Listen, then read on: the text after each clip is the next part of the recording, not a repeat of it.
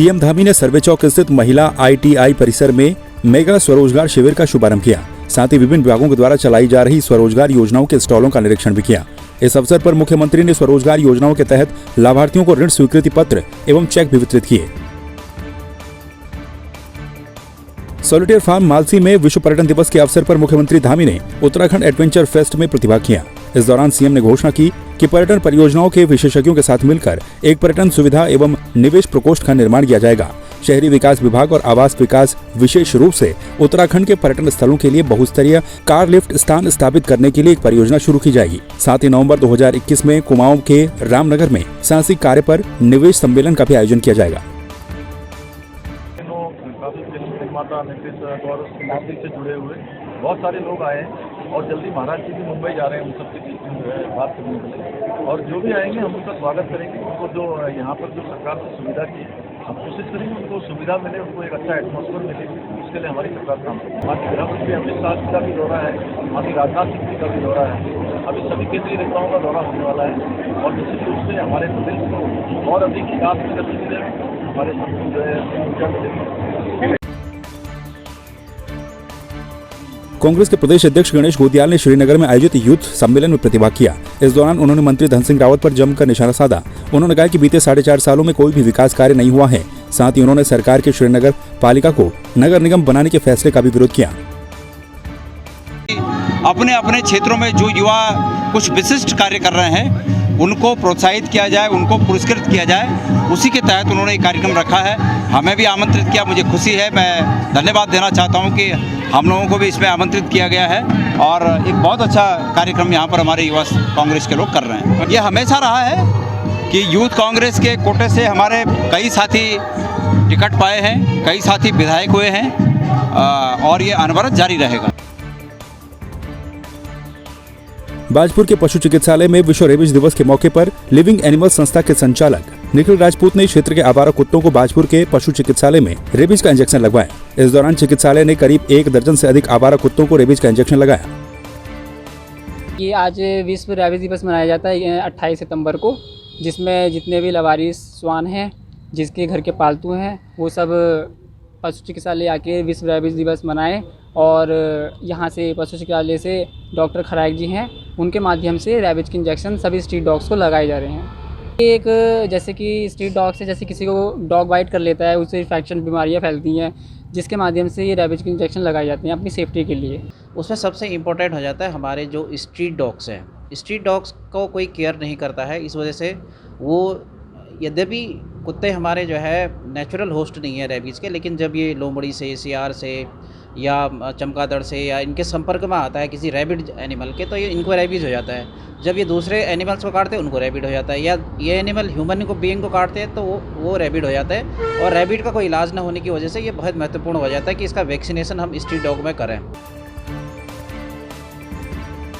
चारधाम यात्रा के लिए बिना ई-पास के यात्री आ रहे हैं। तीर्थ यात्रियों को बेवजह असुविधा झेलनी पड़ रही है। रुद्रप्रयाग के सिरोबगढ़ बैरियर में चेकिंग के दौरान बिना ई-पास के यात्रा पर आ रहे तीर्थ यात्रियों से भरी बसों को सीधे वापस भेजा जा रहा है। ऐसे यात्री जहां प्रशासन पर ऋषिकेश हरिद्वार में ही सही व सटीक सूचना न देने का आरोप लगा रहे हैं, वहीं प्रशासन तीर्थ यात्रियों को ही इसके लिए जिम्मेदार ठहरा रहा है। हमारे को उत्तराखंड सरकार ने जब हम हरिद्वार पहुंचे तो बस वालों ने कहा कि वहाँ पे ई-पास बन रहा है, लेकिन यहाँ पे आके हमारे को पुलिस वालों ने रोक लिया। पुलिस चौकी पे कह रहे हैं कि वहाँ पे आगे आपको नहीं जाने देंगे। कहाँ पे? ये जगह का नाम सिरवागढ़। यहाँ पे हमें रोक लिया गया, कह रहे आगे नहीं। हमने बहुत मिन्नतें करी हैं, बहुत हाथ पैर जोड़े हैं, पर पुलिस वाले यहाँ पे इंस्पेक्टर साहब जो बैठे हुए हैं उन्होंने हमारी बात नहीं सुनी है बिल्कुल भी। मैं उत्तराखंड सरकार से ये कहना चाहूँगा कि बस वालों को कहें कि अब वो बिठाए ना, हमारे पैसे ऐसे लेना, हमारा पैसा वेस्ट जा रहा है, ख़राब जा रहा है। हम इंदौर से ऋषिकेश आए, हरिद्वार नहाने के बाद ऋषिकेश आए। वहाँ पे हमारा ई-पास बनाया गया। हमने बोला था स्पष्ट रूप से हमें केदारनाथ जाना है, ठीक है। उनने बोला आपका ई-पास चाहिए। ई-पास उनने देखा, हमारा कोविड टेस्ट किया, रिपोर्ट देके हमें भेज दिया। वहाँ से हम आगे आए। अगली वाली जो चेक पोस्ट थी उनको भी हमने यही बताया कि हम केदारनाथ जा रहे हैं। उनने हमारा ई-पास देखा, बोला आप जा सकते हो।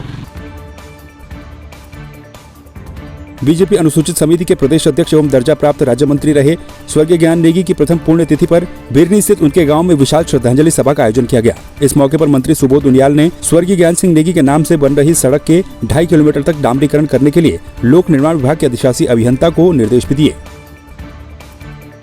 उनका जो योगदान है वो भुलाया नहीं जा सकता।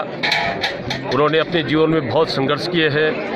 उन्होंने अपने जीवन में समाज के लिए अपना सर्वस्व खोया है, अपना सर्वस्व लगाया है और ऐसे मनीषी को हम आज जो है श्रद्धा सुमन के रूप में उनको याद कर रहे हैं और समाज उनसे प्रेरणा ले, उनके विचारों से, उनके व्यवहार से, उनके संस्कारों से, उनके जो अब तक जो हमको मार्गदर्शन मिला है उससे तो निश्चित जो है आज उनको हम इस पुण्यतिथि के माध्यम से याद करके समाज को एक नई दिशा और एक संदेश देना चाहते हैं।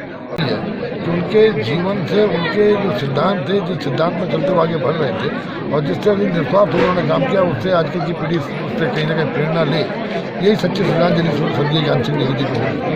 उनके आज इस अवसर पर सरकार ने उनके नाम से मुख्यमंत्री जी की योजना के माध्यम से एक सड़क का याद मुझे शिलान्यास करने का अवसर मिला। उनकी याद को चिरायु बनाने के लिए ये सड़क का नामकरण स्वर्गीय ज्ञान सिंह नेगी जी पर किया गया, क्योंकि सड़क के लिए वो स्वयं लगातार वकालत करते थे कि सड़क की आवश्यकता है। सन 1968 में वो संघ के संपर्क में आए और सन 1970 से वो विद्या भारती से जुड़ गए। सन 1970 से 2005 तक वो विद्या भारती में वरिष्ठ पद पर मतलब प्रदेश निरीक्षक पद पर रहे।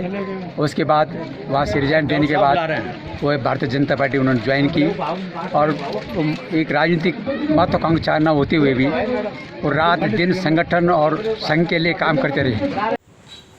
बिरनी गांव के रहने वाले स्वर्गीय ज्ञान सिंह नेगी की प्रथम पुण्यतिथि पर प्राथमिक विद्यालय बिरनी में श्रद्धांजलि सभा का आयोजन किया गया। इस श्रद्धांजलि सभा की अध्यक्षता क्षेत्र के इसी गांव के रहने वाले लाखेराम जोशी, जो पूर्व काबीना मंत्री थे भारतीय जनता पार्टी में, उन्होंने अध्यक्षता की है। जबकि मुख्य अतिथि कार्यक्रम के क्षेत्रीय विधायक और प्रदेश के कृषि मंत्री सुबोध उनियाल थे।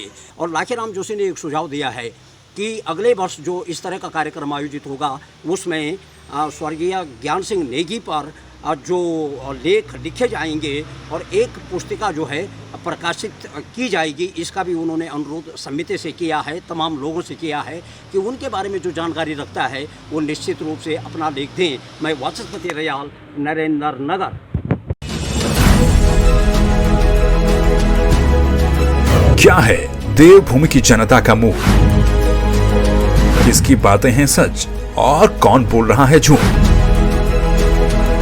कितना बढ़ चला है प्रदेश में चुनावी पारा? कामकाज में कौन जीता और कौन हारा? 2022 के चुनावी समर में किसका होगा मंगल? देखिए देवभूमि का दंगल 2022 का विधानसभा चुनाव सिर्फ संवाद 365 पर।